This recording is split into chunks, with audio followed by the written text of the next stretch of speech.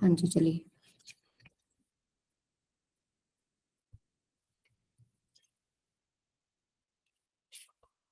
So this is lecture number 3। आज का जो हमारा है जो टॉपिक्स आपने अभी पढ़े भी हैं, इलेक्ट्रिक डायपोल, डायपोल से रिलेटेड जितना भी केसेस है वो हम लोग डिस्कस करेंगे। फिर इलेक्ट्रिक फ्लक्स, फ्लक्स क्या है और गॉस लॉ से कैसे कनेक्टेड है वो हम करेंगे, और गॉस लॉ की एप्लीकेशन। ठीक है, तो जो क्वेश्चंस आए हुए हैं वो डायपोल की दोनों पार्ट से आए हुए हैं। कौन से? हाँ जी, इससे भी आया हुआ है और इससे भी। ठीक है, ये भी हम लोग कर लेंगे अगर in case general formula based करेंगे, हम इसको ज्यादा डिटेल में नहीं पढ़ेंगे, हमें फॉर्मूला पता होना चाहिए अगर क्वेश्चन आ गया, ताकि हम अटेम्प्ट कर पाए। ये भी इंपॉर्टेंट है। ठीक है, इलेक्ट्रिक फ्लक्स से भी क्वेश्चन है, फिगर बेस्ड क्वेश्चन ज्यादा आते हैं इलेक्ट्रिक फ्लक्स पे। ठीक है, और गॉस लॉ का जो ये वाला पार्ट है बेटा, इस पे क्वेश्चन है डायरेक्ट। आपने आई थिंक आपको याद हो, आप अलग अलग जो केसेस है, जैसे सिलेंडर हो गया, स्फीयर हो गया, इनफाइनाइटली चार्ज जो वायर है वो हो गया, शीट हो गया, ये वाले सारे एप्लीकेशंस हम इसमें करते हैं। तो आपको याद हो स्फीयर के लिए हमने कुछ ऐसे बनाया था, जब आपके पास आर लेस देन आर है, या आर ग्रेटर देन रेडियस है, या आर इक्वल्स टू आर है, तो आपने इस तरह के ग्राफ प्लॉट किए थे, याद है? इनके ऊपर डायरेक्ट क्वेश्चन है। आपको बोल देंगे कि जो कंडक्टिंग स्फीयर है, तो अगर आर आपके पास जो है वो रेडियस से छोटा है तो कैसे शेप बनेगा, डायरेक्ट। मतलब अगर किसी ने सिर्फ टॉपिक भी पढ़ा हुआ है वो भी अटेम्प्ट कर देगा। क्लियर है? चलिए, तो हम इलेक्ट्रिक डायपोल से स्टार्ट करते हैं। बेटा डायपोल क्या होता है बताइए, what is electric dipole? System of two equal and opposite charge situated at a small distance. Very good. Two equal and opposite charge situated at a very small distance. Generally आपकी books में कितना distance लेते हैं? 2L। ये trend है, ले आप कुछ भी सकते हैं, यहां से यहां तक सेंटर ये पॉइंट हो गया, ये L हो गया। ठीक है, this is electric dipole. Clear है सबको? अब हम निकालते हैं डायपोल मोमेंट। क्या होगा बताओ, what is dipole moment? Q into 2L। Represent किससे करते हैं? P से। P से इज इक्वल टू, कोई भी एक चार्ज ले लो, उसका मैग्नीट्यूड Q इनटू में जो इनके बीच का डिस्टेंस है 2L। ठीक है, अगर हम मैग्नीट्यूड में ले रहे हैं, अगर वेक्टर में ले रहे हैं तो इसको ऐसे रिप्रेजेंट कर दीजिए, Q into 2L vector. Clear है सबको? अच्छा, डायरेक्शन क्या होगा डायपोल मोमेंट का बताइए? Negative to positive. Negative to positive. ठीक है, यहां तक सबको क्लियर है? इजी है ये चीजें तो। चले आगे। Yes ma'am. चार्जिंग चली गई। मैम डायरेक्शन पॉजिटिव से नेगेटिव होनी चाहिए ना? नहीं बेटा, नेगेटिव टू पॉजिटिव होता है डायरेक्शन। अब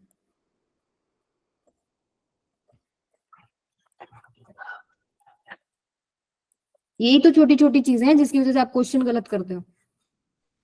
मैम कैसे होगा ये बता दीजिए। ये कन्वेंशन है बेटा, हम लोग डायरेक्शन नेगेटिव से पॉजिटिव डायपोल की ले रहे हैं। ठीक है, यहाँ इलेक्ट्रिक फील्ड की बात नहीं कर रही मैं। क्या आपके इस क्वेश्चन में, इस इक्वेशन में कहीं इलेक्ट्रिक फील्ड दिख रहा है आपको? इलेक्ट्रिक फील्ड होता तो आप बोलते कि यस मैम पॉजिटिव से नेगेटिव होगा इलेक्ट्रिक फील्ड तो।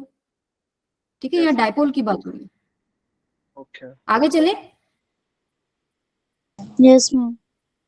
ओके, चलिए बताइए, electric field due to dipole, पहला पार्ट जो है इसमें, electric field due to dipole on the axis of dipole क्या होगा बताइए बेटा?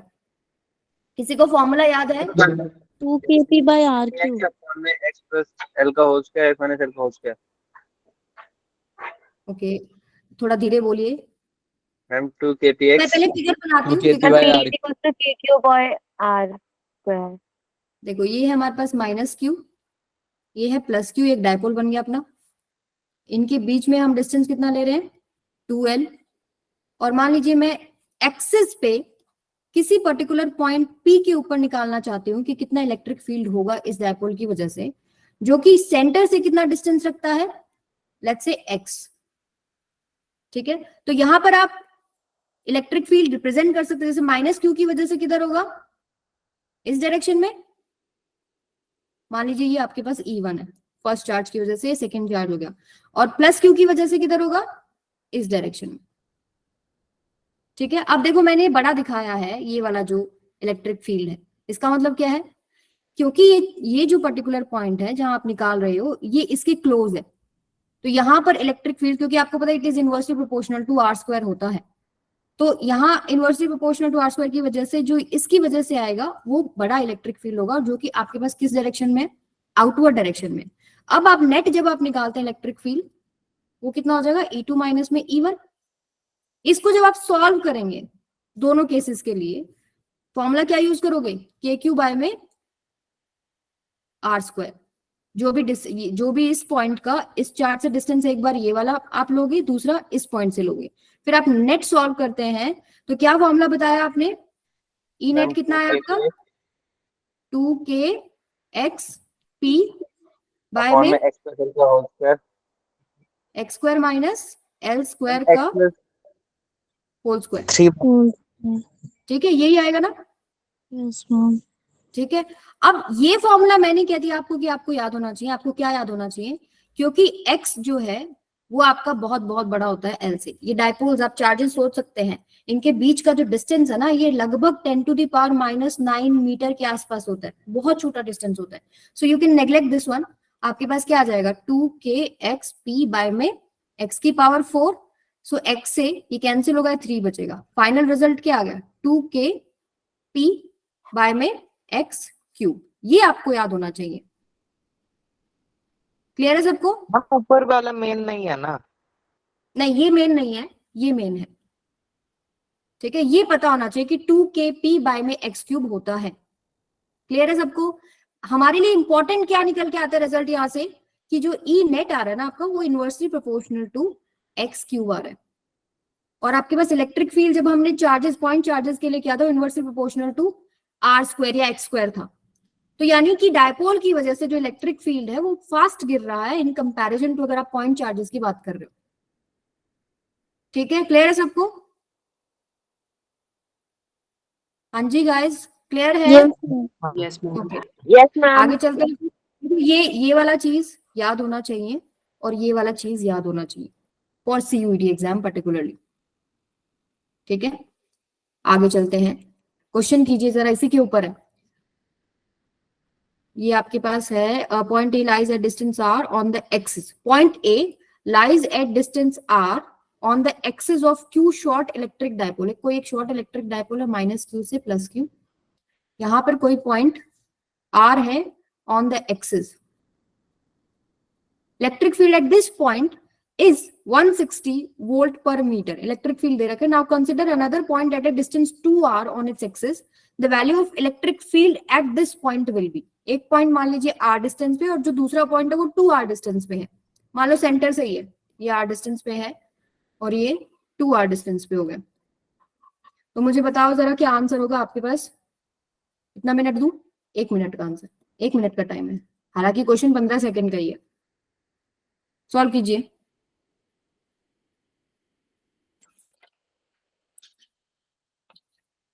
कर रहे हो या नहीं?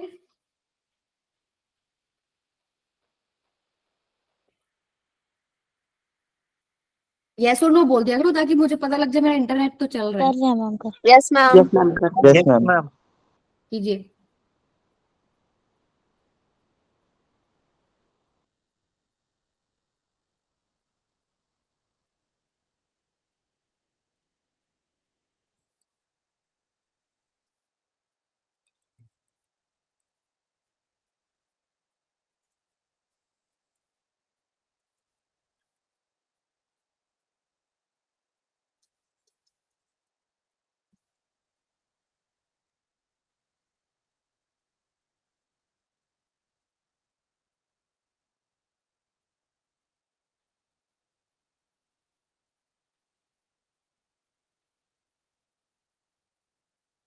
Okay stop.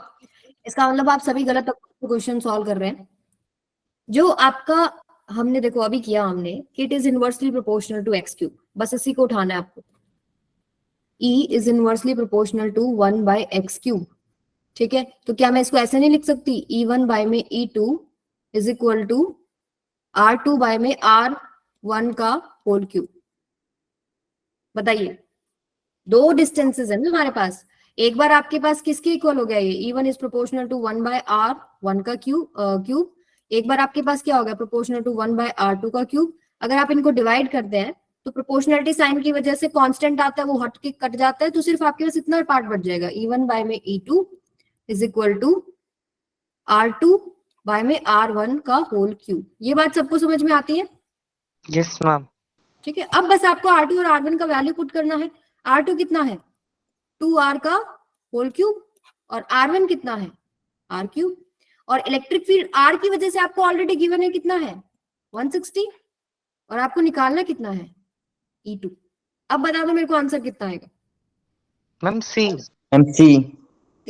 क्लियर है अभी सबको? कितना इजी क्वेश्चन है, लेकिन आप लोगों ने क्या किया होगा, उसको डायरेक्ट फॉर्मूला से यूज किया होगा, पहले उसके लिए निकालो, ये पूरा नो लगाया मैम, होगा। मेरा सी आया था। ठीक है, तो कोशिश कीजिए क्वेश्चन का अप्रोच थोड़ा सा फास्ट करने का। फॉर्मूला बेस्ड नहीं आते पेपर, मतलब जो डिफिकल्ट कॉम्प्लिकेटेड फॉर्मूला है ना, उस पे क्वेश्चन नहीं आता, क्वेश्चन आता है उसी फॉर्मूले से छोटी मोटी जो चीजें निकल के आती है उसके ऊपर।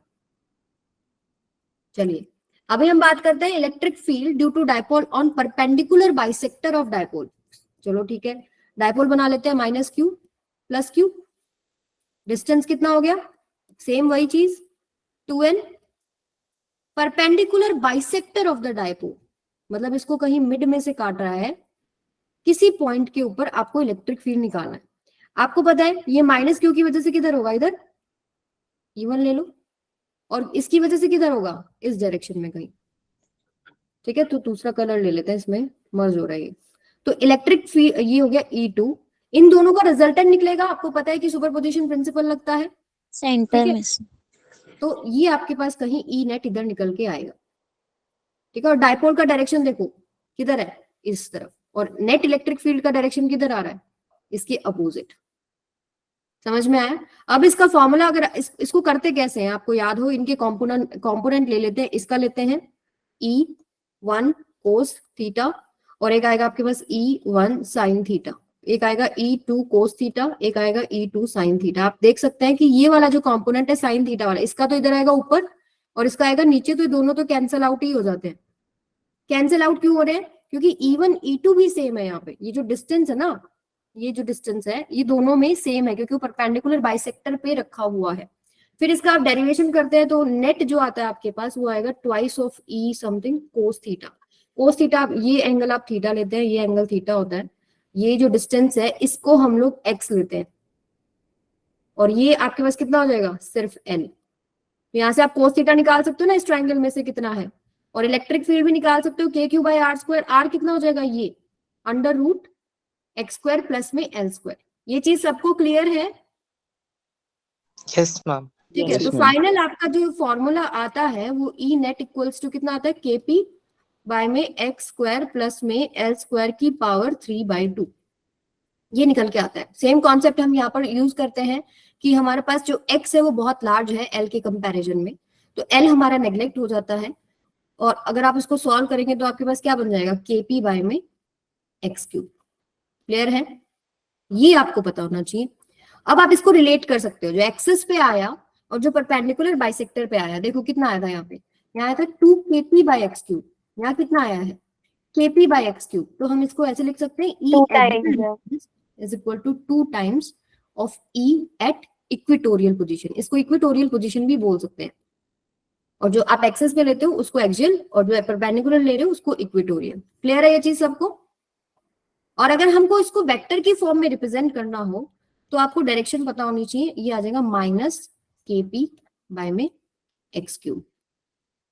ठीक है, क्योंकि ये इसके अपोजिट आ रहा है ना चार्ज, देखो पोटेंशियल बोल रही हूँ, क्या ये डायपोल का इधर है, और जो नेट इलेक्ट्रिक फील्ड आ रहा है वो इसका इधर आ रहा है। ठीक है, क्लियर है सबको? Yes yes ma'am.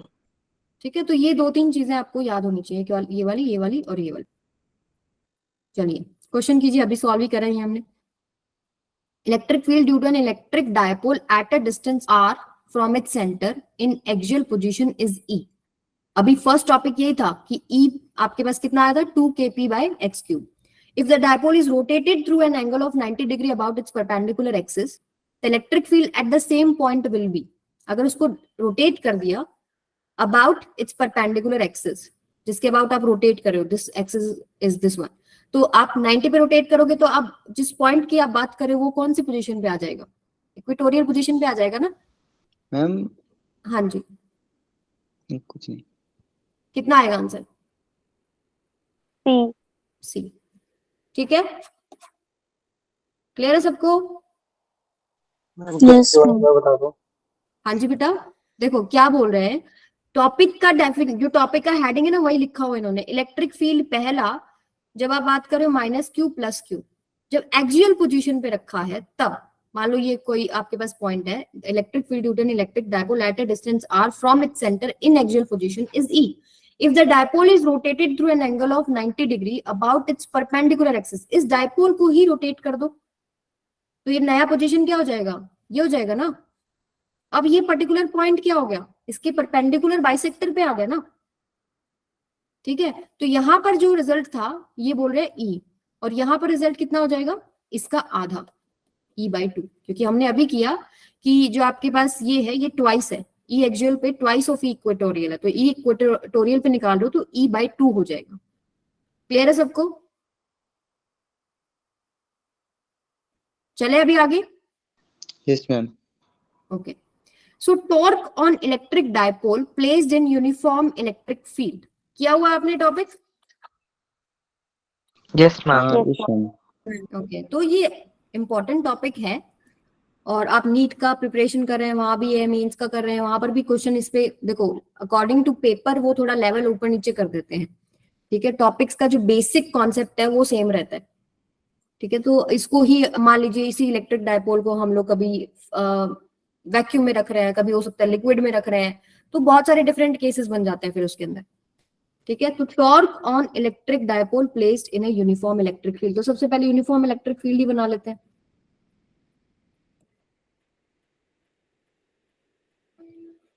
ठीक है, यूनिफॉर्म लग रहा है कि नहीं? इसके अंदर हम एक Yes, डायपोल ma'am. रखते हैं, उसको दूसरे कलर में ले लेते हैं। लेट्स सी, हो गया। ठीक है, ऐसे थोड़ा सा मोटा मोटा करके दिखा रही हूँ। एक मान लीजिए चार्ज यहाँ रखा है माइनस क्यू, एक यहाँ रखा है प्लस क्यू। ठीक है, तो आपको पता है इलेक्ट्रिक फील्ड की वजह से इस पे किधर फोर्स लगेगा? इधर लगेगा ना, चार्ज पर टुवर्ड्स इलेक्ट्रिक फील्ड अगर पॉजिटिव है, और अगर आपके पास नेगेटिव है तो इस तरफ लगेगा। यस और नो? ये F1 मान लो, ये F2 मान लो, कितना वैल्यू है इसका? QE, इधर भी कितना है? QE। तो यानी ये इक्वल एंड अपोजिट फोर्सेस हो गई है, तो मतलब एक ऊपर इस तरफ लग Yes, रहा है, ma'am. एक नीचे लग रहा है, लेकिन लाइन ऑफ एक्शन सेम नहीं है, जिसकी वजह से इसको रोटेट करने का ट्राई करेगा। और एक प्रॉपर्टी भी है कि इलेक्ट्रिक फील्ड इलेक्ट्रिक डायपोल को उसी की डायरेक्शन में लाने की कोशिश करता है। ठीक है, ये इसको इस तरीके से घुमाने की कोशिश करेगा। तो हम टॉर्क का फॉर्मूला जानते हैं, फोर्स इनटू में परपेंडिकुलर डिस्टेंस। यस और नो?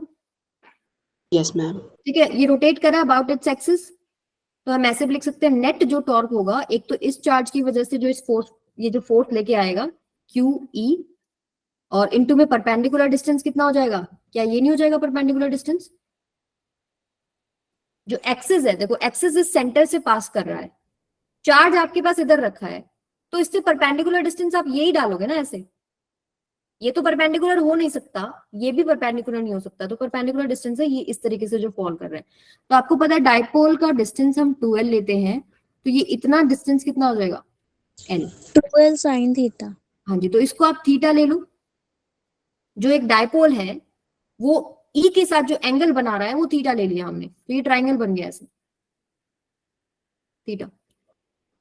हमको ये डिस्टेंस चाहिए, ये डिस्टेंस हमारे पास है L।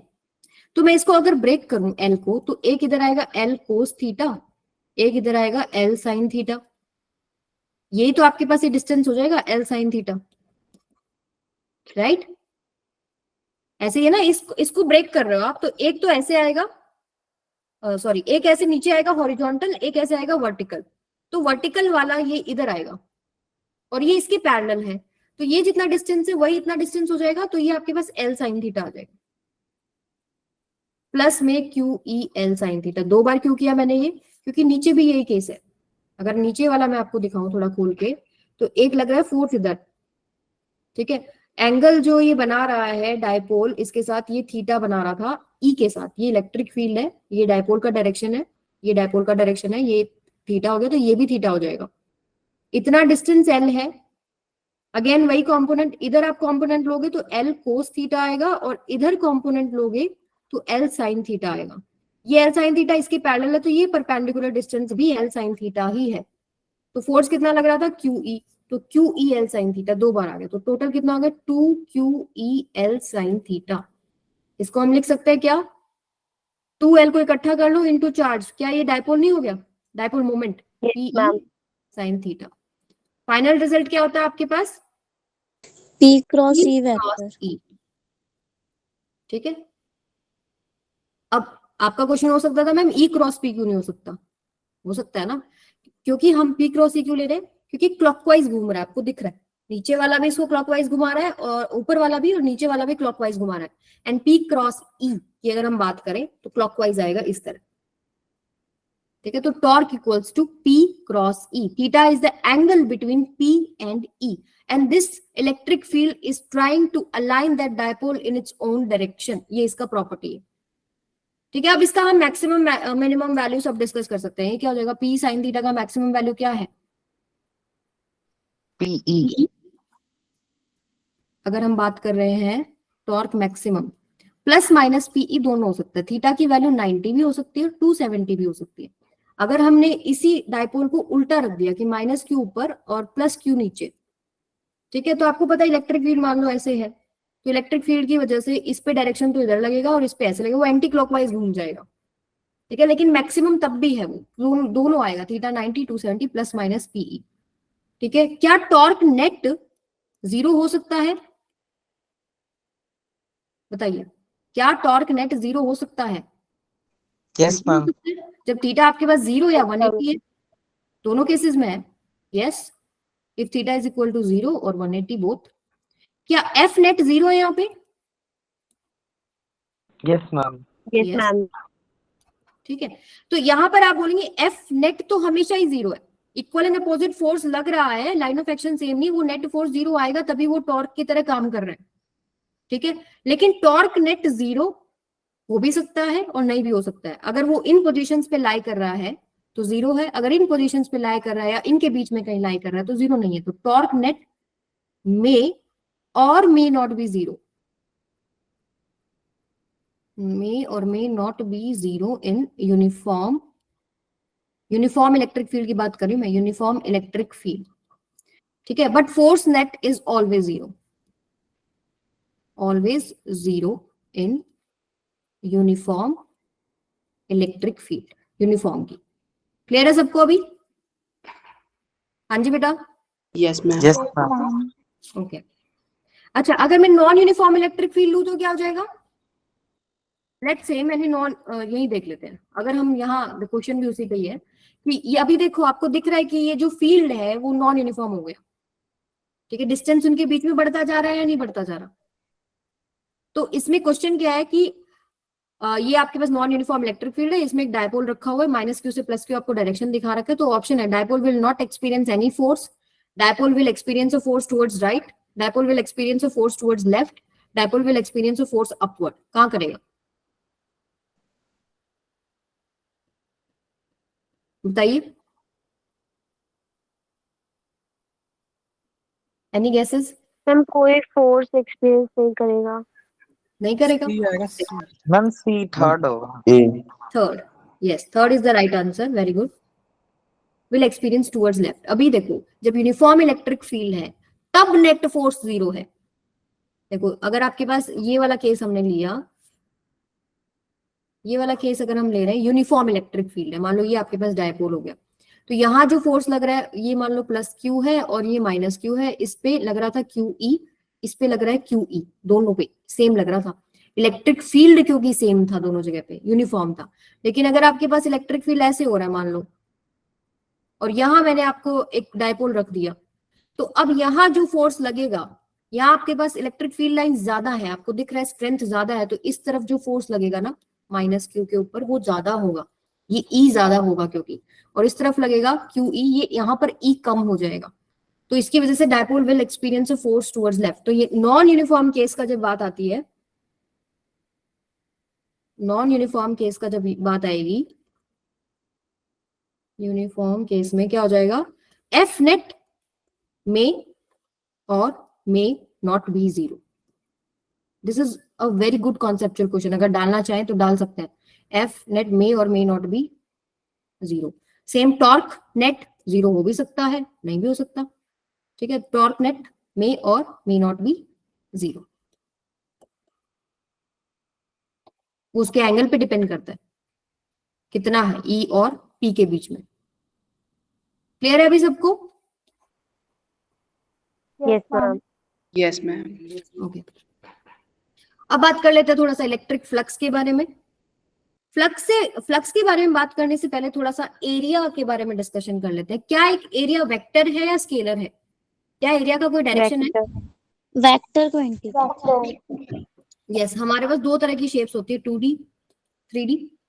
मान लो आपके पास ये शेप है और एक आपके पास ये शेप है, तो जब हम 2D की बात कर रहे हैं तो एरिया वेक्टर जो है वो इसके परपेंडिकुलर, वो आगे भी हो सकता है, पीछे भी हो सकता है, दोनों करेक्ट है, ठीक है।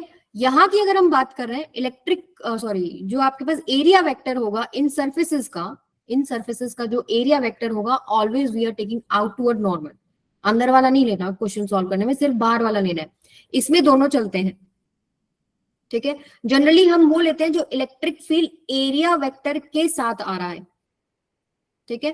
तो यहां आपको ध्यान रखना है, इसमें आपका इधर भी हो सकता है, इधर भी हो सकता है, लेकिन जब आप क्लोज्ड शेप की बात करते हैं तो उनके सरफेसेस पे अगर आप एरिया वेक्टर बना रहे हो, that is always outward normal. ये बात क्लियर है सबको? ठीक है, तो अब आ जाते हैं हम लोग इलेक्ट्रिक फ्लक्स। इलेक्ट्रिक फ्लक्स की थोड़ा डेफिनेशन बताइए क्या होती है? व्हाट इज इलेक्ट्रिक फ्लक्स बेटा? Electric The number of number field of field lines lines passing through a closed surface normally. क्या नंबर ऑफ फील्ड लाइंस एक इससे नहीं पास हो सकता? नंबर ऑफ फील्ड लाइंस हो सकता है, ठीक है। तो number of field lines passing perpendicular to a surface कितना है? टू अ प्लेन सरफेस, क्या हो गया? Number of field lines passing perpendicular to a surface, ठीक है। परपेंडिकुलर जो पास कर रहे हैं, मान लीजिए मैं आपको एक सरफेस दे रही हूं ये, ठीक है, तो इससे कितना नंबर ऑफ फील्ड लाइंस बाहर जा रहा है, यही क्या हो जाएगा? फ्लक्स। क्या फ्लक्स स्केलर है वेक्टर है? वेक्टर। स्केलर। हाँ, number scalar. Of field scalar है, स्केलर। ठीक है। अब मेरे को एक बात बताओ कि ये जो नंबर ऑफ फील्ड लाइंस है, इसको हम फ्लक्स को 5 से रिप्रेजेंट कर लेते हैं। जो नंबर ऑफ फील्ड लाइंस है, क्या अगर मैं एरिया ज्यादा कर दूं तो ज्यादा पास नहीं होंगी? Yes, ma'am. तो it is proportional to area. दूसरा, it is proportional to what? E का स्ट्रेंथ क्या है? इलेक्ट्रिक फील्ड कितना स्ट्रांग है, उतनी ज्यादा नंबर ऑफ लाइंस हो जाएंगी। यस और नो? True. Yes, ma'am. तो इन दोनों को जब हम कंबाइन करते हैं और जो परपेंडिकुलर वाला पार्ट है वो भी हमको लेना है, तो फाई जो आपके पास निकल के आता है वो ई डॉट ए, ठीक है। मान लो अगर मेरे पास ऐसे है, इस तरीके से जा रहा है, थोड़ा ऊपर की तरफ ऐसे जा रहा है, ठीक है, तो एरिया वेक्टर अगर आप ड्रॉ करेंगे तो वो तो होगा इसके परपेंडिकुलर, ठीक है। और इलेक्ट्रिक फील्ड जो है, जो इस तरीके से पास कर रहा है, हमको लेना कौन सा कंपोनेंट है? जो इसका परपेंडिकुलर है, यानी कि ये थीटा, इसको आप इधर ब्रेक करेंगे तो E cos theta, this is flux. तो ये हो जाएगा, अगर हम इसको यहीं पर अगर हम देखें तो ई का मैग्नीट्यूड, ए का मैग्नीट्यूड इंटू में कोस थीटा, यही है ना। तो ई को हम देखते हैं ए की डायरेक्शन में। जो एंगल आपको लेना है, अगर आपके पास सीधी लाइंस नहीं दिख रही है आपको, तो एंगल जो लेना है वो ई का ए के साथ लेना है। क्लियर होगी बात? अभी एक क्वेश्चन कीजिए, चलिए, अगर आपको एक कॉन्सेप्ट समझ में आ गया तो। हाँ जी, मुझे ये आपको एक सर्फेस दे रही हूं मैं, और आपके पास इलेक्ट्रिक फील्ड लाइन कुछ ऐसे जा रही है, ठीक है, और ये जो एंगल है ये 30 डिग्री है, ओके। आपको निकालना क्या है? इलेक्ट्रिक फ्लक्स कितना है इस सरफेस से, ठीक है। ये मान लो E है आपके पास, ओके, और ये इसका जो एरिया वेक्टर है वो मान लीजिए A है। तो मुझे बताओ कितना आंसर आएगा। रेडियस मान लो सर्कल है, रेडियस मान लो R है, सॉल्व करके बताओ कितना आएगा। Electric flux A/2 half EA electric field E मान लो, एरिया A मान लो, और एंगल जो दे रखा है E का और E का इसके साथ जो इसका सरफेस मैम है E/2 पाई आर स्क्वायर।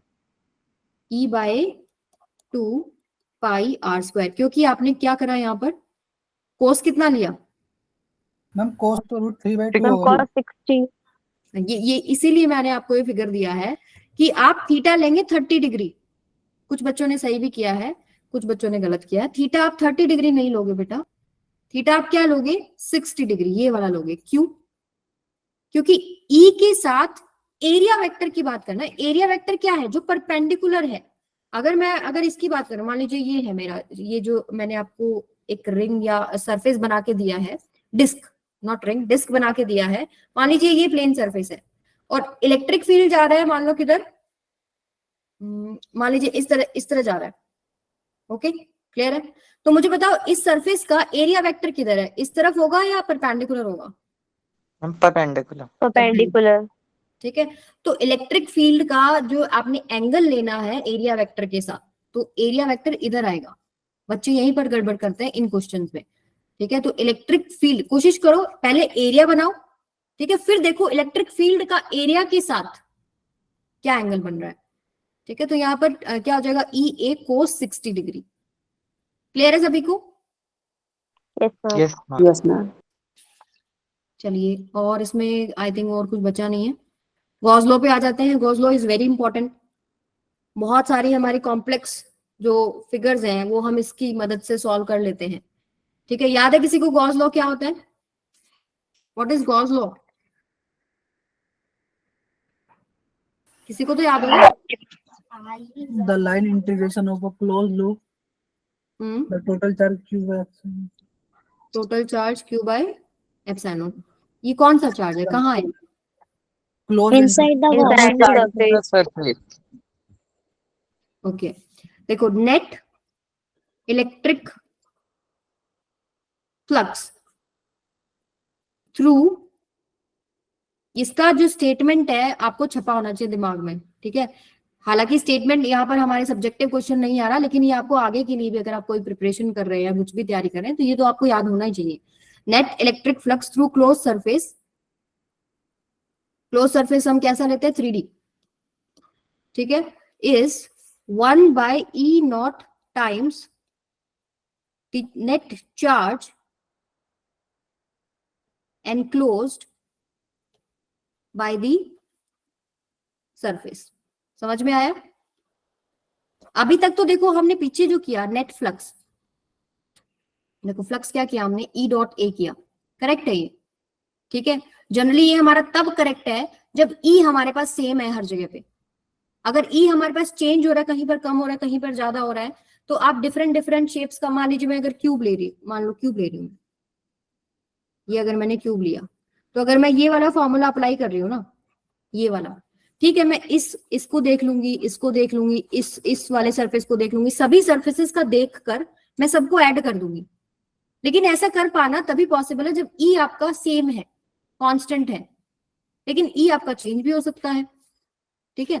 तो यहां पर हम लोग फिर इंटीग्रेशन का हेल्प कर सकते हैं। जैसे कि अगर मैं स्फीयर की बात करूं, तो स्फीयर में अब मैं क्या छोटे छोटे कंपोनेंट्स का ऐड करूंगी, तो मेरे लिए तो बहुत बड़ी महाभारत हो जाएगी। तो इसलिए मैं इंटीग्रेशन की हेल्प जो इंटीग्रेशन है उसका हेल्प लेती हूँ। तो आपके पास जो ये वाला जो फॉर्मूला है, pi is equal to E.A, E.A, ठीक है। जब हमारे पास इलेक्ट्रिक फील्ड कांस्टेंट है, हम अगर इसको डिफरेंशियल फॉर्म में लिखना चाहें तो E.ds is equal to d5। मतलब एक छोटा, अगर एरिया की बात कर रहे हो आप, मान लो अगर मैं इसी स्फीयर की बात करूँ, एक छोटा सा एरिया ले लूं, इसमें से कितना इलेक्ट्रिक फील्ड लाइंस जा रहा है, तो स्मॉल नंबर ऑफ लाइंस के लिए d5 ले लिया। ये हमेशा करेक्ट होगा, ये हमेशा करेक्ट होता है। ये तभी है जब आपके पास E कांस्टेंट है, ठीक है। और जब आप क्लोज्ड सरफेस की बात करते हैं तो हम इंटीग्रेशन की हेल्प लेते हैं, इसको मैं ऐसे लिख लेती हूँ ई, सभी छोटे छोटे सर्फेसेस, ये जो D5 है मान लो ये एक छोटे से सरफेस का था, ऐसे बहुत सारे छोटे छोटे सरफेसेस का मैंने ज्वाइन कर दिया, तो E dot ds this is equal to flux total, and Gauss law की वजह से ये किसके इक्वल है, Q एनक्लोज्ड, क्या है इस क्लोज्ड फिगर में, डिवाइडेड बाय में एप्सिलॉन नॉट। अभी इसमें गड़बड़ नहीं करोगे ना, ठीक है, ये याद कर लो, अगर कुछ भी नहीं समझ में आता है तो ये पूरा चीज याद होना चाहिए कि ये इसके इक्वल भी है, ठीक है, and that is equal to Q enclosed by epsilon naught. Clear है सभी को? Yes, ma'am. ठीक है, चलिए आगे चलते हैं फिर। अच्छा, इससे पहले मेरे को थोड़ा सा आपको गॉसियन सरफेस के बारे में बताना पड़ेगा, यही करते हैं। अच्छा बताइए, आपको कुछ भी इसके बारे में पता है तो कैसा सरफेस लेना है हमको सॉल्व करने के लिए? पहला मैम कोई भी Close. रीजन के अंदर Imaginary closed surface. सिमेट्रिक हो जो अराउंड चार्ज गिवन, जो भी चार्ज गिवन है या चार्ज डिस्ट्रीब्यूशन अगर है उसके अबाउट वो सिमेट्रिक हो। हमारी कोशिश ये सिमेट्रिक हो ताकि हम लोग ये जो हमारा इंटीग्रेशन वाला पार्ट है ना ये इजी हो जाए हमारे लिए। और ई और एस यानी एरिया और ई के बीच में जो एंगल है 0 या 90, angle between area vector and E जो है वो हमारे पास चेंज नहीं होना चाहिए, शुड बी सेम। और हम ट्राई क्या करते हैं, जो आप अभी बोल रहे थे कि वो थीटा जो है इन दोनों के बीच में या तो 0 हो जाए 90 हो जाए, क्योंकि वो हमारे लिए सॉल्व करना इजी हो जाता है, ठीक है। अदरवाइज कुछ केसेस ऐसे भी होते हैं जहां आपका कुछ और एंगल भी हो सकता है लेकिन चेंज नहीं हो, कांस्टेंट हो। कोशिश ये रहती है कि थीटा इक्वल्स टू 0 और 90 हो जाए, ठीक है। और जो इलेक्ट्रिक फील्ड है वो हमारे पास क्या होना चाहिए, सेम। जो भी आप सरफेस ले रहे हो, मान लीजिए मैं अगर स्फीयर ले रही हूँ, ठीक है, इसमें मान लो मैंने एक चार्ज रख दिया तो इसकी वजह से इलेक्ट्रिक फील्ड जो है वो हर जगह सेम होना चाहिए। Electric field should be constant, same या सिमेट्रिक, ठीक है। और गॉस लॉ अप्लाई तो सब जगह हो जाता है बट यूजफुल किसी किसी जगह पे ही होता है। ऐसे नहीं है कि हर जगह हमारे लिए वो यूजफुल हो जाएगा, हमारे लिए क्वेश्चन जो है इजी हो जाएगा, ठीक है। और आपके पास है क्या कि phi is equal to q enclosed by epsilon naught, एक क्लोज्ड सरफेस है जिसमें एक चार्ज एनक्लोज्ड है, ठीक है। उस क्लोज सरफेस से निकलने वाले जो नंबर ऑफ लाइंस हैं, जो फ्लक्स है वो क्यू बाय एप्सिलॉन नॉट होता है, ठीक है। हमें चलिए 3D क्या 3D मतलब क्लोज्ड सरफेस अगर आप ले रहे हो तो 3D सरफेस हो गया ना, 3 डायमेंशनल। मैम गॉस लोग क्या फाइंड करने के लिए यूज करते हैं, जैसे इलेक्ट्रिक फील्ड? देखो आप इलेक्ट्रिक फील्ड भी निकाल सकते हो। मान लीजिए आपके पास एनक्लोज्ड, मान लो कोई भी एक फिगर है उसके अंदर आपको पता है कि मतलब कोई भी एक क्लोज्ड फिगर है उसके अंदर आपको पता है कि इतना चार्ज है, तो उसको अगर मैं ई नॉट टाइम से डिवाइड कर दूं तो मुझे उस पर्टिकुलर क्लोज्ड फिगर में पता लग जाएगा कि इलेक्ट्रिक फील्ड कितना है। इलेक्ट्रिक फील्ड आप निकाल सकते हो, फ्लक्स आप निकाल सकते हो, या तो आप इन दोनों को कंपेयर कर लो या इन दोनों को कंपेयर कर लो, दोनों पॉसिबल है। फ्लक्स पता है, इलेक्ट्रिक फील्ड पता है, आप उसमें चार्ज एनक्लोज निकाल सकते हो। तो मैम ये क्वेश्चन आया था तो कौन सा ज्यादा राइट होगा? दोनों ही राइट है बेटा, वो अकॉर्डिंग टू क्वेश्चन आपको यूज क्या करना है। अभी देखो मैं क्वेश्चन कराऊंगी, जैसे हम लोग सिंपल जो एक एक नंबर का जो क्वेश्चन होता है वो हमारे इसी से सोल्व हो जाते हैं, पहला और इसको कंपेयर करते हैं। जब हम एप्लीकेशन करते हैं ना वहां पर हम ये वाला भी यूज करते हैं, ये वाला। तो है करेक्ट तीनों। मान लीजिए मैं आपको बोल दूं मुझे इलेक्ट्रिक फील्ड बताओ इसमें से कितना होगा, ठीक है, मैंने आपको बता दिया इसमें चार्ज एनक्लोज है, let's say Q, electric field बताना, तो वो इसकी मदद से निकल जाएगा, ठीक है। मान लो मैंने क्यू आपको दे दिया और मैं पूछ लूं फ्लक्स कितना होगा, इसका और इसका कंपैरिजन कर लो, ये भी निकल जाएगा। तो गिवन क्या है उसके हिसाब से उठाना है, ठीक है। Okay ma'am. चलो जैसे ये find the flux from a given semi cylinder. हमको क्या करना है, जब भी आपको इस तरह के क्वेश्चन दिए हो ना तो आपको ट्राई करना है, अगर आपको गॉस लॉ अप्लाई करना है, कि जो आप गॉसियन सरफेस कंसिडर कर रहे हो वो इस तरह कंसिडर करो कि वो चार्ज एनक्लोज हो जाए। तो क्या मैं इसको ऐसे नहीं बना सकती, मैंने एक ऐसे सरफेस कंसिडर कर लिया। अब इस पूरा सरफेस में से मुझे पता है कि जो फ्लक्स है वो जाएगा Q बाय एप्सिलॉन नॉट, जाएगा ही नहीं जाएगा? एनक्लोज्ड जो आपके पास Yes, फिगर ma'am. है, जो सॉरी क्लोज्ड फिगर है, उसमें जो एनक्लोज्ड चार्ज है उसकी वजह से उस क्लोज्ड फिगर में से निकलने वाला total flux Q by epsilon not हो गया। Yes, ठीक है, ma'am. लेकिन पूछा क्या है? Find the flux from the given semi cylinder. हमें तो सिर्फ इतने से निकालना है, मैम हाफ हो जाएगा। डिवाइड कर दो। गॉस लॉ से इजी हो गया ना, नहीं तो हम इंटीग्रेशन करने बैठते, पहले इलेक्ट्रिक फील्ड सारा निकालते, ठीक है, फिर इंटीग्रेट करते कितना बनेगा। अब जैसे ये वाला क्वेश्चन है, इसने पूछा कि इलेक्ट्रिक फ्लक्स बताओ प्लेट से कितना होगा, जो कि एक चार्ज है a/2 डिस्टेंस ऊपर रखा है, और ये जो शीट है, मान लो ऐसे ही शीट है, इसका जो ये डिस्टेंस है, स्क्वायर शीट दे रखा है मैंने, इसका जो डिस्टेंस है वो a है, और a/2 डिस्टेंस पे एक चार्ज रखा है। मुझे बताओ क्या आएगा आंसर, करो सोल्व। मैम इसको क्यूब मान लेंगे ना? क्यू किसको मानोगे? ये है क्यू बेटा, मैम इसको क्यूब। क्यूब मान लेंगे। क्यूब, हाँ क्यूब मानेंगे, बिल्कुल। बताओ फिर आंसर कितना आएगा? 1/6 Q upon epsilon naught.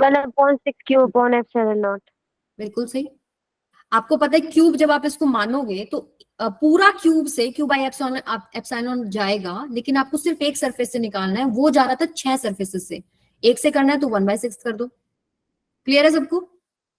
Yes, चलो ma'am. अगर Yes, आपको और इससे थोड़ा डिफिकल्ट क्वेश्चन करना है, ये होमवर्क है आपका, नहीं निकले तो कल पूछना मेरे से। मैम ये वाला एक बार दोबारा बता दो। हाँ जी मैं बताती हूँ। ये क्यूब है जिसका साइड A है, आपको इस क्यूब से निकालना है फ्लक्स ड्यू टू चार्ज जो इस जगह पे रखा है, प्लस Q। मैम 1/8 हो जाएगा। 1/8 होगा मैम। चलो एक सरफेस से बता दो, बिल्कुल ठीक है। आपके पास हो जाएगा आपके Q बाय 8 एप्सिलॉन नॉट। एक सरफेस से बताओ कितना होगा? 24 डिवाइड में आ जाएगा। 1/24 Q by epsilon naught. सही तैयारी चल रही है आप लोगों की, वेरी गुड बेटा। अच्छा, जिसको भी कंफ्यूजन है, इसको जब हम कंप्लीट कर लेंगे ना, जैसे ये क्यूब, इसको इस जो आपको सरफेस दे रखा है, इसको जब हम पूरा करेंगे क्यूब की फॉर्म में, तो ये सरफेस आ गया, यहाँ कहीं चार्ज रखा है। आपको पता है गॉस लॉ की हेल्प से कि जो भी चार्ज अंदर रखा है उसकी वजह से इलेक्ट्रिक फील्ड इस पूरा क्लोज फिगर से कितना आएगा? Q by epsilon not. लेकिन हमको तो सिर्फ एक सरफेस से निकालना था ना, और हमारे पास 6 सरफेसेस हैं, तो Q by epsilon naught 6 surfaces है, 1 से कितना हो जाएगा? Q by 6 epsilon naught. ठीक है, जिसको समझ में नहीं आ रहा था एक बार इसको ट्राई कीजिएगा। इसके ऊपर एक क्यूब रखना पड़ेगा, ठीक, मतलब ऊपर 4 क्यूब रखने पड़ेंगे, नीचे 2 क्यूब रखने पड़ेंगे, नहीं 3, ठीक है, तो फिर वो एक बड़ा क्यूब बन जाएगा, उसका एक छोटा सा हिस्सा है। क्लियर है सबको?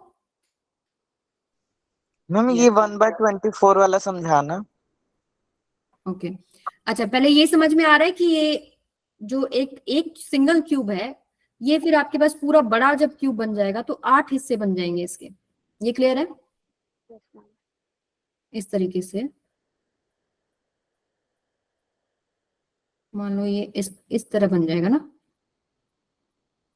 फिगर ऐसा ही बन रहा है, पर समझ जाओ, मतलब एक हिस्सा, एक क्यूब बनेगा इधर, एक क्यूब इसके पीछे, एक क्यूब इधर, एक क्यूब इसके पीछे, ठीक है, 2 ऊपर ऐसे और 2 इधर आ जाएंगे। तो ये टोटल एक क्यूब चार्ज जो रखा था वो 8 क्यूब्स में से निकल रहा है। एक क्यूब में से कितना हो जाएगा? Q by 8 epsilon naught. अगर आप सरफेस की बात करो तो यहां पर देखो, ये जो आपके पास टोटल आ गया, ये वाला आ गया, ये जा रहा है पूरे 6 सरफेसेस में से। क्या मैं सही बोल रही हूँ? 6 सरफेस में जाएगा flux. Yes Yes, ma'am. Flux जाएगा सिर्फ 3 सरफेसेस से। देखो, इसकी वजह से जो ऊपर वाले सरफेस पे आएगा और जो साइड वाले सरफेस पे आएगा और जो इसके पीछे वाला है, ये क्या परपेंडिकुलर है? ये तो पैरेलल हो गया ना, तो ये 3 जो फेसेस है इनमें से जाएगा ही नहीं, सिर्फ 3 में से जाएगा।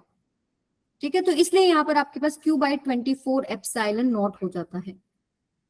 आई बात समझ में? ओके। क्योंकि हमको वो लेना है जो उसमें से पास करे। पैरेलल जो है वो तो हमारे पास 0 फ्लक्स देगा। E डॉट ए था ना, EA कोस थीटा, ठीक है। अच्छा, पैरेलल आपके पास कैसे होगा? मान लीजिए अगर मेरा जो फ्लक्स है ऐसे आया इस चार्ज की वजह से, तो एरिया वेक्टर इधर आएगा ना, और ये आपके पास इसमें हो गया, तो एंगल इनके बीच में कितना हो गया? 90। तो 90 डिग्री। कोस 90 कोस 90 की वजह से 0 आ रहा है, तो 3 जो फेसेस है वो कैंसिल आउट हो जाएंगे, सिर्फ 3 की वजह से आएगा। ओके, अभी गड़बड़ नहीं करोगे? No ma'am. No, ma'am. Ma'am चलो ये बताओ फिर, electric flux through the surface कितना होगा? ABCD किसमें लार्ज होगा? हाँ जी, मैम सब में सेम होगा। बिल्कुल सही। यस मैम कि हमने अभी देखा कि वो सरफेस के साइज पे डिपेंड नहीं कर रहा ना, शेप कैसा उस पे Yes, भी नहीं ma'am. डिपेंड कर रहा, बस फिगर क्लोज होना चाहिए, उसके अंदर And रखा होना चाहिए Q बाई एप्सिलॉन चार्ज पे डिपेंड करता है। चार्ज पे डिपेंड कर रहा है। ठीक है, तो यहाँ पर सेम इन ऑल फिगर्स। इसी तरह के क्वेश्चन आते हैं आपके CUET में। अच्छा ये बताओ, चलो, positive point charge is brought near an isolated conducting sphere in figure. ठीक है, इलेक्ट्रिक फील्ड किससे बेस्ट रिप्रेजेंटेड है? हालांकि क्वेश्चन इलेक्ट्रिक फील्ड लाइंस और इलेक्ट्रिक फील्ड से रिलेटेड है। ABCD ये मैम आपको क्वेश्चन क्या है? सेकंड सेकंड बोल रहे हैं, और बताइए बेटा।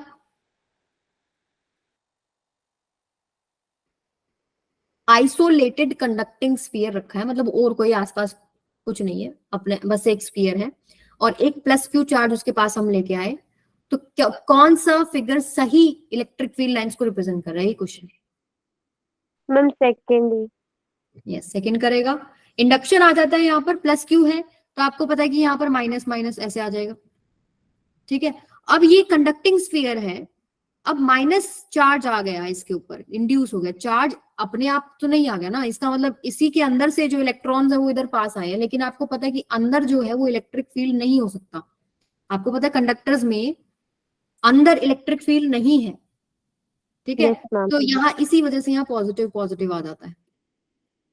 अगर मान लो अंदर भी आ रहा है तो उसकी वजह से कैंसिल आउट हो जाता है, तो ये आपके पास नेगेटिव की वजह से आपको पता है इलेक्ट्रिक फील्ड लाइन इधर आएगा और पॉजिटिव में से निकलेगा, इसलिए ये वाला करेक्ट आंसर है। ठीक है, यहाँ ये वाला करेक्ट क्यों नहीं है? क्योंकि इसका मतलब तो ये हो गया कि यहाँ पर कौन सा चार्ज आ गया? नेगेटिव, तो ये पॉसिबल नहीं है, और ये वाले तो बिल्कुल पॉसिबल नहीं है। चलो ये बताओ, state the correct statement from the following. ABCD पढ़िए, इसको बताइए कौन सा करेक्ट है।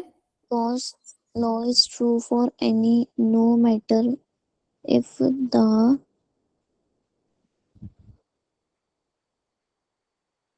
the net electric flux through a closed surface is zero. नींद तो नहीं आ रही आप लोगों को? No ma'am. No ma'am.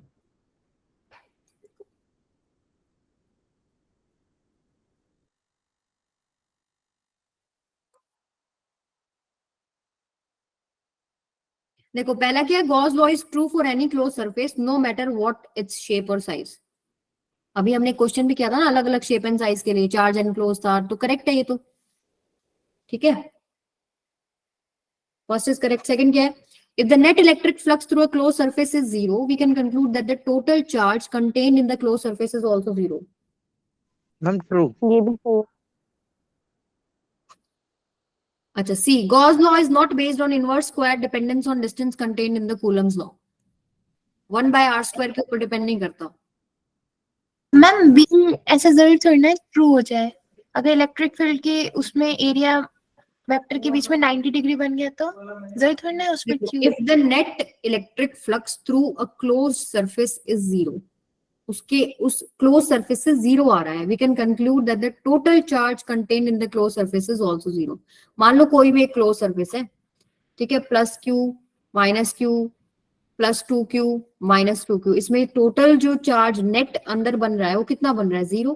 तो आपके पास गॉस लॉ के अकॉर्डिंग क्या है कि इसमें जो फ्लक्स निकलेगा वो जीरो निकलेगा, क्योंकि आपके पास फ्लक्स क्या था? Q by epsilon naught. Q आपके पास जीरो हो रहा है, तो Q अगर आपके पास जीरो हो रहा है ना, अगर क्लोज सरफेस है, Q जीरो होने की वजह से आपके पास नेट इलेक्ट्रिक फ्लक्स जो है वो जीरो होगा। Q ही नहीं रहेगा तो आप क्या देखोगे? प्लस माइनस दिखेगा, अंदर चार्ज ही नहीं बचा। Okay ma'am. ठीक है, जो C है ये रॉन्ग है, जो इनवर्स स्क्वायर लॉ डिपेंडेंस है वो गॉस लॉ फॉलो करता है, अगर वो फॉलो नहीं करता है तो वो इनवैलिड हो जाता है। ठीक है, तो this is wrong. Last is electric field due to a charge outside the Gaussian surface contributes zero net flux through the surface. बिल्कुल करेक्ट है ये स्टेटमेंट, तो ABD। ये स्टेटमेंट क्या कह रहा है? मान लो यही वाला एक और फिगर बना लेते हैं, एक प्लस Q हो गया मान लो एक 2q हो गया, मान लो एक जो है -q हो गया। इस तरीके से इसमें नेट जो चार्ज बनेगा +q बनेगा। मान लो बाहर भी एक चार्ज रखा हुआ है +q, तो जो फ्लक्स हम निकालते हैं इस क्लोज सरफेस से, वो आप इस कोई भी गॉसियन सरफेस जो आप ले रहे हो उससे फ्लक्स जो निकालोगे वो चार्ज एनक्लोज से आता है। जो बाहर वाला चार्ज है वो उसको फर्क नहीं पड़ता उससे, ठीक है। फ्लक्स क्या था, E dot ds is equal to Q by epsilon naught, Q enclosed, ठीक है। क्लियर है सबको। लेकिन अगर आप ये वाला चीज लेते हैं ना, चार्ज एनक्लोज्ड ही आता है, लेकिन अगर आप इलेक्ट्रिक फील्ड निकाल रहे हो कहीं पर भी इस सरफेस के ऊपर, तो वो सारे नेट चार्जेस की वजह से आता है। उसमें अंदर वाला भी आता है और बाहर वाला भी आता है। समझ में आया? ये छोटा सा इसमें ट्विस्ट है कि जो इलेक्ट्रिक फील्ड की बात हो रही है ना, वो सभी चार्जेस की वजह से बात होगी। मान लो इस सरफेस पे हम लोग इलेक्ट्रिक फील्ड निकाल रहे हैं, या हम बाहर एक गॉसियन सरफेस ले रहे हैं इसके, इस पे हम इलेक्ट्रिक फील्ड निकाल रहे हैं, तो वो ये चार्ज भी कंसिडर होगा। लेकिन जो ये वाला फॉर्मूला है ना, phi is equal to q enclosed by epsilon naught, ये क्यू एनक्लोज्ड है, बाहर वाला क्यू नहीं आता इसके अंदर। समझ में आया? Yes, ma'am. ठीक है, तो आज यहीं तक करें या और पढ़ना है? More. और पढ़ना है? Yes, ma'am. अच्छा, तो अगला जो आपका टॉपिक है वो electric field due to infinitely long uniformly charged wire है। आप लोगों ने अगर इसका थ्योरी अच्छे से पेपर के लिए कर रखा है तो इसमें आपको गड़बड़, इसमें कुछ मतलब दिक्कत नहीं होगी। मान लो एक जो मैं इसका पूरा डेरिवेशन नहीं कराऊंगी अब, वो आप अपने बुक से चेक कर सकते हैं। तो मान लो इसके ऊपर ये ऐसे ही नॉन यूनिफॉर्म से बनी है, ये एक वायर है, ठीक है। इसके ऊपर कोई +q चार्ज दिया गया है, मान लो प्लस प्लस प्लस ऐसे बहुत सारा चार्ज यूनिफॉर्मली डिस्ट्रीब्यूटेड है। तो किसी पॉइंट P पर अगर आपको इलेक्ट्रिक फील्ड निकालना है तो कैसे निकालोगे बेटा? याद है आप सबको किया हुआ है? Yes, ma'am. मैम सिलेंडर का Yes. सरफेस बन रहा है। हाँ जी, हम इसमें गॉसियन सरफेस लेते हैं इस तरीके से। याद आया? Yes, ma'am. Yes. Yes, ma'am. ठीक है, इसकी इस गॉसियन सरफेस को हम लेते हैं और फिर हम लोग वो फॉर्मूला यूज करते हैं, phi is equal to E dot ds is equal to Q enclosed by में एप्सिलॉन नॉट। ये वाली चीज हम यूज करेंगे। अब जैसे हम फ्लक्स जब निकालते हैं तो हमारे पास सरफेसेस देखो कितने कितने हो गए, एक ये हो गया, दूसरा ये हो गया, और तीसरा अपने पास कर्व्ड सरफेस हो गया, ठीक है। अब हमने गॉसियन सरफेस ऐसे लिया होता है जब थीटा 0 या 90 बनता है। अगर हम ऊपर वाले सरफेस की बात करें तो इसका एरिया वेक्टर ऐसे है और इसकी इलेक्ट्रिक फील्ड लाइंस ऐसे जाएंगी, यस और नो? तो ये 90 हो गया तो इसकी वजह से तो आएगा ही नहीं, तो फ्लक्स ड्यू टू फर्स्ट कितना हो जाएगा 0, फ्लक्स ड्यू टू सेकंड कितना हो जाएगा बेटा? ये वाला, ये भी आपके नीचे की तरफ है एरिया वेक्टर, और ये जो इलेक्ट्रिक फील्ड है वो इसके परपेंडिकुलर है, तो ये भी 0 हो गया। तो अपने पास सिर्फ एक ही बचा फ्लक्स, कौन सा? थर्ड की वजह से, that is equal to E dot ds, electric field dot ds, इसका क्लोज इंटीग्रेशन है ये, is equal to Q enclosed. Q enclosed हम यहाँ पे क्या लेते हैं? लीनियर चार्ज डेंसिटी लेते हैं, चार्ज पर यूनिट लेंथ। मान लो इसकी लेंथ कितना है, आपकी बुक्स में क्या लिया होता है? L, स्मॉल l, Yes, कुछ ma'am. भी ले लो, स्मॉल l ले चलो, ठीक है। तो चार्ज पर यूनिट लेंथ, ये Q एनक्लोज्ड बाय में लेंथ, ठीक है। तो यहां से Q एनक्लोज निकल जाएगा आपका लैम्डा n। जो ये जो आपने गॉसियन सरफेस माना है, ठीक है, इसी के अंदर आपको देखना है, आपको सारा इनफाइनाइट जो लेंथ है उसकी वजह से नहीं देखना, सिर्फ इस सरफेस में जो लेंथ है उसका देखना है। उसमें चार्ज एनक्लोज्ड बाय में length is equal to linear charge density, यहाँ से Q एनक्लोज आ जाएगा लैम्डा l बाय में एप्सिलॉन नॉट। अब बस थोड़ा सा इसको सॉल्व करना है। जैसे जो हम इसको जब ओपन करते हैं ना, ये वाले दोनों केसेस आ जाते हैं इसमें। जैसे पहला वाला करोगे तो E ds cos 90 वो कट गया, थर्ड वाला E ds cos 90 वो कट गया। जो आप कर्व सरफेस की बात कर रहे हैं तो वहां पर क्या आ जाएगा? E ds इंटीग्रेशन, ठीक है। और इलेक्ट्रिक फील्ड अब इस गॉसियन सरफेस पे बताओ सब जगह सेम आ रहा है या नहीं आ रहा है? आ रहा है या नहीं? सेम है। Yes, ma'am. Same. E आपके पास बाहर आ जाता है, integration of ds, curve surface area बच गया अपना। ds का integration, total curve surface area बता दो कितना आएगा? कितना आएगा? हम 4 पाई आर स्क्वायर 4 पाई आर नहीं square 2 pi r square at 2 हाँ। पाई L. आर एल, ये आना चाहिए। ठीक है, क्लियर है सबको? एल से एल कैंसिल हो गया, इलेक्ट्रिक फील्ड कितना आ गया आपके पास? lambda by 2 pi epsilon naught r. Lambda by 2 pi epsilon naught r, यही फॉर्मूला है। यहां से आप देखो electric inversely proportional to r आ गया। ठीक है, जितना आप आर बढ़ाते जाओगे इलेक्ट्रिक फील्ड घटता चला जाएगा। समझ में आ गया? Yes, clear ma'am. है? ये फॉर्मूला आपको याद होना चाहिए, ये इसका एक सबसे पहला और सिंपलेस्ट केस है। तो ऐसे ही आप करते हो, जैसे आप फ्लक्स देखेंगे कुछ सरफेसेस पे 0 हो जाएगा, कुछ सरफेसेस पे आपको देखना पड़ेगा सरफेस एरिया टोटल कितना बन रहा है, क्योंकि हमारे सिलेबस में जो जितने भी फिगर्स है वो है जिसमें ई आपके पास बाहर आ जाएगा। ई आपके पास हर जगह सेम होएगा उस गॉसियन सरफेस पे, डीएस का इंटीग्रेशन करना होता है। तो अलग अलग केस है, एक सिलेंडर का बनता है और एक स्फीयर का बनता है। ठीक है, तो एक काम करो, जो सिलेंडर वाला पार्ट है और जो स्फीयर वाला पार्ट का जो थ्योरी पार्ट है वो आप पढ़ के आइएगा, क्योंकि हमारे लिए इसमें जो इंपॉर्टेंट चीजें हैं वो इसका जो लास्ट फॉर्मूला बनेगा ना, वो डिपेंडेंस ऑन आर कैसे है, क्या वो inversely proportional to r square है या डायरेक्टली प्रोपोर्शनल टू आर है। तो वो जो हमारे ग्राफ है वो हम डिस्कस करेंगे फिर क्लास में, क्योंकि वो 10 मिनट में हो जाएगा अगर आप थ्योरी पढ़ लेंगे, नहीं तो मुझे सारा डेरिवेशन आपको बताना पड़ेगा कैसे कैसे होगा। क्लियर है? तो आप लोग जो टॉपिक्स पढ़ के आएंगे देख लो जरा एक बार। Electric field due to a conducting, hollow non conducting cylinder. ठीक है, ये वाले जो तीनों, ये सॉलिड कंडक्टिंग, होलो कंडक्टिंग या होलो नॉन कंडक्टिंग, तीनों में सेम तरीका अपनाया जाता है। फिर एक जो बचता है नॉन कंडक्टिंग, जो सॉलिड वाला केस है, उसका अलग हो जाता है। ठीक है, तो ये आप सिलेंडर के लिए पढ़ोगे और एक स्फीयर के लिए पढ़ोगे, ये दो ही टॉपिक पेंडिंग है, ये इसके बाद कंप्लीट हो जाएगा और फिर हम पोटेंशियल स्टार्ट करेंगे। क्लियर है? Yes ma'am.